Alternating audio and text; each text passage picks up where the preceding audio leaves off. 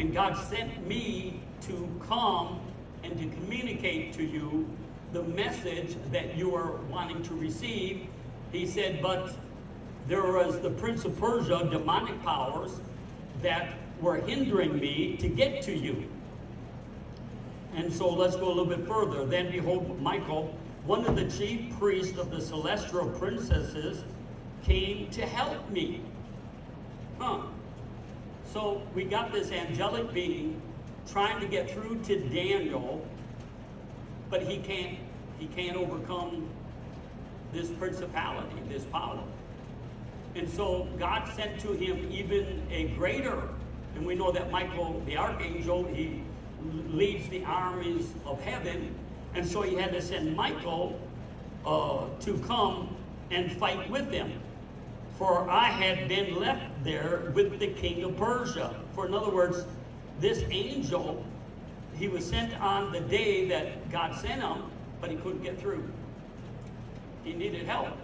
That's, I can't tell you I understand all of these things.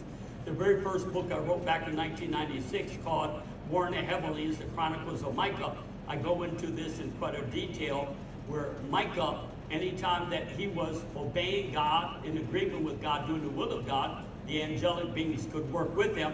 And anytime he got out of the will of God, it tied the hands of the angels. But here we've got a situation where Daniel is smack dab in the middle of the will of God, and God hears him the very first day, but he can't get through.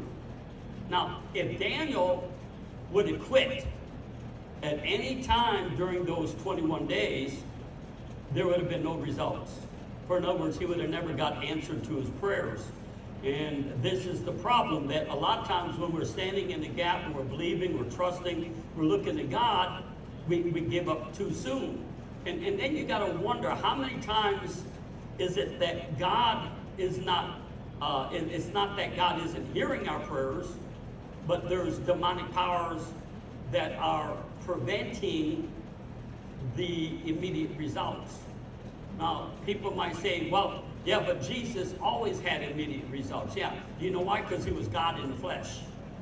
For in other words, he was right there, and there is no distance. It implies there's a distance here between us and from God. I know he's with us, he's in us, but like I said, there's things that we don't really understand, and we won't understand, I don't think, until we get to heaven. But it tells us that from the moment that Daniel prayed,